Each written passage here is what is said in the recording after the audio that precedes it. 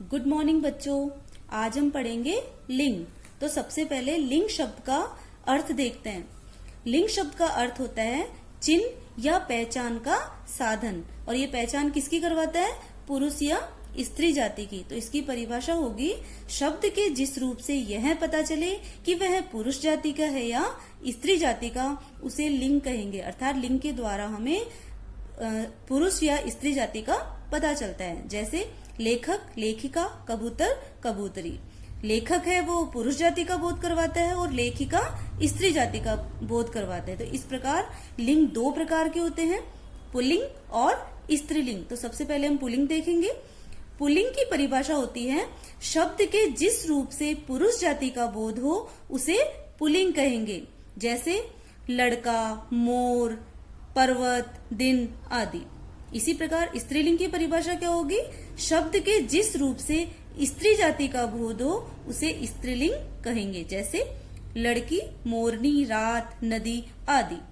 तो इस प्रकार पुरुष जाति का बोध कराने वाले शब्दों को पुल्लिंग और स्त्री जाति का बोध कराने वाले शब्दों को स्त्रीलिंग कहेंगे। और बच्चों, अब हमें पता कैसे चले कि कोई शब्द पुरुष है या स्त्री है? तो इसके लिए हम सर्वनाम, विशेषण या क्रिया आदि लगाकर भी पता लगा सकते हैं कि वो शब्द स्त्रीलिंग है या पुल्लिंग है। जैसे पंखा शब्द है, उसके आगे हम सर्वनाम का प्रयोग करें तो जैसे मेरा या मेरी लगाएंगे तो मेरा पंखा सही होगा या मेरी पंखी? बिल्कुल मेरा पंखा सही होगा। तो यहाँ पे मेरा पंखा है तो ये सीधा सीधा दिख रहा है कि ये पुल्लिंग में आएगा। इसी प्रकार अगर मान लो विशेषण है, जैसे पुल्लिंग, पंखा के आगे ही जोड़े अच्छा पंखा या अच्छी पंखा, तो यहाँ पे सही क्या होगा? अच्छा पंखा। तो इससे भी पता चल रहा है कि ये पुल्लिंग है। इसी प्रकार जैसे मान लो किसी शब्द के आगे क्रिया लगाकर कैसे पता लगे? जैसे रोटी है, रोटी के आगे हम क्रिया लगाए, जैसे जली है या जला है, तो जाहिर सी बात है इसको कैसे बोलेंगे अपन? रोटी जली है। ऐसे तो नहीं बोलेंगे रोटी जला है, तो बिल्कुल हम बोलेंगे रोटी जली है। और इस प्रकार यहाँ पे रोटी क्या होगी? स्त्रीलिंग। तो इस प्रकार बच्चों हम पता लगा सकते हैं कि कोई शब्द स्त्रीलिंग है या पुल्लिंग है। तो अब इसके हम पढ़ते हैं लिंग निर्णय करने के कुछ आधारभूत नियम। तो सबसे पहले हम पुल्लिंग के रूप में जो प्रयुक्त शब्द हैं वो देखेंगे। तो सबसे पहला है, प्राणीवाचक शब्दों में पुरुष जाति के बोधक पुल्लिंग होते हैं। अर्थात प्राणीवाचक में जो भी पुरुष जाति का बोध करवाते हैं वो हमेशा पुल्लिंग में आते हैं। जैसे आदमी, चाचा, मामा, खरगोश, सांप आदि। देशों के नाम सदैव पुल्लिंग में होते हैं, जैसे भारत, अमेरिका आदि। लेकिन जो लंका है वो इसका अपवाद है, वो स्त्रीलिंग में आता है। उसके बाद है, पर्वतों के नाम सदैव पुल्लिंग होते हैं, जैसे हिमालय, विंध्याचल, नीलगिरी आदि। वृक्षों के नाम भी पुल्लिंग में होंगे, जैसे अशोक, शीशम, पीपल, बरगद आदि। जलीय और स्थलीय जो भाग है, जलीय भाग जैसे सागर, प्रशांत महासागर वगैरह। इसी प्रकार स्थलीय भाग में जैसे कोई द्वीप है, देश है, प्रदेश है, तो ये सब भी पुल्लिंग के अंतर्गत आते हैं। इसके बाद ग्रहों के नाम पुल्लिंग में होते हैं, जो अपने 9 ग्रह हैं वो सारे के सारे। इसके अलावा राहु, केतु, शुक्र, शनि, ये जो सब भी हैं, ये सब जितने भी ग्रह हैं वो किसमें आएंगे? पुल्लिंग के अंतर्गत आएंगे। उसके बाद है, समय, दिन एवं मास या महीनों के नाम पुल्लिंग में होंगे, जैसे सेकंड, मिनट, घंटा, मास, वर्ष। इसके अलावा सोमवार, चैत्र, बैसाख, ज्येष्ठ आदि। लेकिन इसमें जो अपवाद है वो है तारीख और जो तिथियों के नाम है वो हमेशा स्त्रीलिंग में होते हैं, जैसे पहली तारीख, दूसरी तारीख। तिथियों में जैसे प्रतिपदा, पूर्णिमा, अमावस्या आदि। इसके बाद है, अनाजों के नाम पुल्लिंग में होते हैं, लेकिन जो मकई, ज्वार और जई है वो स्त्रीलिंग में होगा। इसके बाद रत्नों एवं धातुओं के नाम भी पुल्लिंग में होंगे, लेकिन मणि एवं चांदी शब्द या चांदी जो धातु है वो किसमें जाएगी? स्त्रीलिंग में। द्रव्य पदार्थों के नाम भी पुल्लिंग में होंगे, लेकिन जो लस्सी और चाय है वो स्त्रीलिंग शब्द होगा। फिर शरीर के अवयवों के नाम, जैसे माथा, कान, ओठ, मन, मस्तिष्क, बाल, हाथ, पैर, मुंह, दांत, सिर आदि, ये सब पुल्लिंग के अंतर्गत होते हैं। लेकिन कुछ नाम ऐसे भी हैं जो स्त्रीलिंग में भी जाएंगे, वो बाद में पढ़ेंगे अपन। फिर है, वर्णमाला के अक्षर पुल्लिंग होते हैं, लेकिन जो ई, बड़ी ई और री है वो स्त्रीलिंग में होगी। उसके बाद है समूहवाचक शब्द पुल्लिंग में होते हैं। समूहवाचक शब्द जैसे कि दल, कुटुंब, परिवार, लकड़ियों का गुच्छा, गट्ठर, हाथियों का झुंड, चाबियों का गुच्छा आदि। लेकिन जो भीड़, सेना और कक्षा है वो स्त्रीलिंग में होंगे। इसी प्रकार जो प्राय जो मोटी, भद्दी, बेडोल या भारी जो वस्तुएं होती हैं वो पुल्लिंग में आएगी, जैसे लक्कड़, गट्ठर, रस्सा, गड्ढा आदि। उसके बाद है ना, आव, आपा व त्व प्रत्ययों से बनने वाले शब्द प्राय पुल्लिंग होते हैं। बच्चों प्रत्यय क्या होता है? प्रत्यय होता है जो शब्दांश शब्द के पीछे लगकर उसके अर्थ में परिवर्तन ला दे।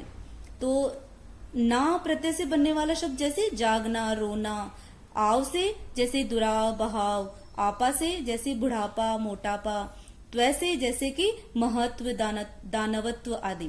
तो इन प्रत्ययों से बनने वाले जो शब्द हैं वो पुल्लिंग में होंगे। अब है स्त्रीलिंग की पहचान करने वाले शब्द, जैसे पहला है घी, दही, मोती और पानी को छोड़कर जितनी भी इकारांत अप्राणीवाचक संज्ञाएं हैं वो स्त्रीलिंग में होगी। इकारांत का मतलब जो आखिर में बड़ी ई जुड़ी हुई रहे। फिर है नदियों के नाम, जैसे गंगा, यमुना, कृष्णा, कावेरी, रावी, झेलम आदि। लेकिन ब्रह्मपुत्र और जो सोन रिवर है, नदी है, वो पुल्लिंग में आती है, ये इसका अपवाद है। फिर है नक्षत्रों के नाम, जैसे रोहिणी, अश्विनी आदि।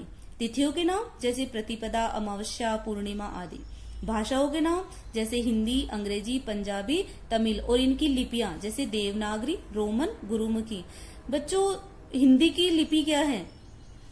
बिल्कुल देवनागरी है, और अंग्रेजी की रोमन, पंजाबी की गुरुमुखी।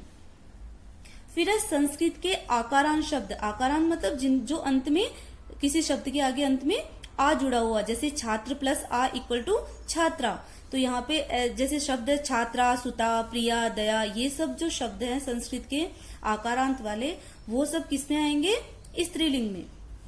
नेक्स्ट है जिन शब्दों के अंत में आवट, आई, आहट, टा, नी, आरा, ईमा, ई, री और तय, ये जो प्रत्यय आएंगे वो स्त्रीलिंग होते हैं। जैसे आवट से गिरावट, इया से चिड़िया, ता से सुंदरता, नी से कथनी, री बकरी, आई से चढ़ाई, आहट से घबराहट, आज से भड़ास, ई से मजदूरी, तय से ताकत। तो इस प्रकार इन प्रत्ययों से बनने वाले सभी शब्द स्त्रीलिंग में होंगे। फिर शरीर के कुछ नाम जो कि स्त्रीलिंग में आते हैं, जैसे कि गर्दन, छाती, कमर, नाक, जीभ, टांग, उंगली आदि। फिर झीलों के नाम, जैसे कि डल झील, नैनीताल झील, सांभर झील, ये सब भी स्त्रीलिंग में होंगे। इसके बाद है अरबी और फारसी के ऐसे शब्द जो अंत में, जिनके अंत में क्या हो? तय, शय, आ और है। तो ऐसे शब्द स्त्रीलिंग में होंगे। जैसे तय से बनने वाले शब्द है रिश्वत, अदालत आदि। शय से बनने वाले शब्द कोशिश, तलाश, सिफारिश आदि। आ से दवा, सजा, हवा आदि। है से आह, राह, सुबह और जगह आदि। तो ये सब क्या आते हैं? किसमें आते हैं? स्त्रीलिंग के अंतर्गत आते हैं। अब बच्चों हम पढ़ेंगे पुल्लिंग से स्त्रीलिंग बनाने के कुछ नियम होते हैं कि हम कैसे जो पुल्लिंग है उसको स्त्रीलिंग में बदल सकते हैं। जैसे कि सबसे पहले हम स्त्री प्रत्यय जोड़कर बनने वाले शब्द पढ़ेंगे। जैसे ए को आ करके, जैसे आचार्य है, आचार्य में ए है और इसके आगे अगर हमने आ जोड़ दिया तो बन गया आचार्य। शिष्य का शिष्या। इसी प्रकार दूसरा है ए को बड़ी ई में ई लगाकर भी परिवर्तित कर सकते हैं। जैसे देव है, देव में ए जुड़ा हुआ है लास्ट में, देव प्लस ए, और इसके आगे अगर अपन ई जोड़ दें तो क्या बन गया? देवी। तो देव का देवी, कबूतर का कबूतरी आदि। आ को बड़ी ई में बदल के भी हम स्त्रीलिंग बना सकते हैं। जैसे लड़का का लड़की, बकरा का बकरी। आ को इया करके, जैसे कि कुत्ता, कुतिया, चूहा, चुईया आदि।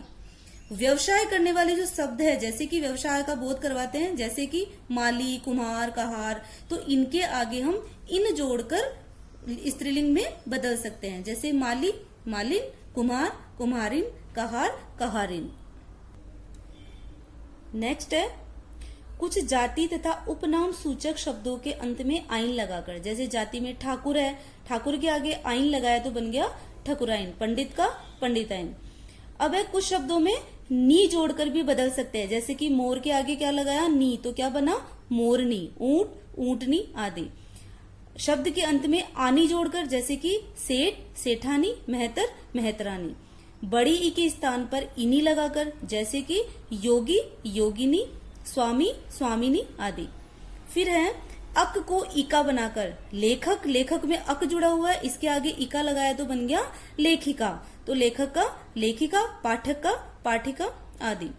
वान को वती और मान को मती करके, जैसे वान, वान मतलब जैसे जिसके लगाया भगवान, भगवान के आगे हमने वान की जगह वती लगाया तो बन गया भगवती। इसी प्रकार मान से जैसे श्रीमान है, श्रीमान का श्रीमती, तो इस प्रकार भी हम स्त्रीलिंग में बदल सकते हैं। फिर है ताके स्थान पर स्त्री लगाकर, ताके स्थान पर त्री लगाकर, जैसे दाता, दात्री, रचयिता, रचित्री आदि। तो बच्चों अब कुछ विशेष शब्द ऐसे भी होते हैं जिनका स्त्रीलिंग भिन्न रूप से होता है, जैसे कि पिता, माता, भाई, बहन, राजा, रानी, कवि, कवित्री आदि। फिर है कुछ ऐसे शब्द जिनको नर या मादा लगाकर स्त्री या पुल्लिंग में बदल सकते हैं, जैसे नित्य पुल्लिंग है तोता, तोता के आगे हम मादा लगाकर इसको स्त्रीलिंग में बदलेंगे तो इसका हो गया मादा तोता। चीता का मादा चीता, कौआ का मादा कौआ, उल्लू का मादा उल्लू और मच्छर का मादा मच्छर। इस प्रकार ये नित्य पुल्लिंग से स्त्रीलिंग में बदले जा सकते हैं। इसके बाद कुछ पुल्लिंग है उनके आगे नर लगाकर भी उनका लिंग परिवर्तन किया जा सकता है, जैसे मादा मछली है तो इसका पुल्लिंग होगा नर मछली, मादा मक्खी का नर मक्खी, मादा कोयल का नर कोयल आदि। अब बच्चों कुछ ऐसे शब्द होते हैं जो उभयलिंगी होते हैं, अर्थात जिनका स्त्री और पुरुष के लिए समान रूप से प्रयोग किया जाता है, बस उसमें महोदय, महोदया, साहिब या साहिबा लगाकर लिंग परिवर्तन कर देते हैं। जैसे मान लो कोई स्त्री राष्ट्रपति है तो उसका होगा राष्ट्रपति महोदया, और पुरुष अगर राष्ट्रपति है तो क्या होगा राष्ट्रपति महोदय। इसी प्रकार डॉक्टर अगर पुरुष है तो डॉक्टर साहिब, और अगर स्त्री है तो डॉक्टर साहिबा। तो इस प्रकार ये कुछ नियम थे जिसके द्वारा हम पता लगा सकते हैं कि कौन कौन से शब्द स्त्रीलिंग में हैं और कौन कौन से पुल्लिंग में। तो बच्चों आज का टॉपिक यही समाप्त होता है। Thank you.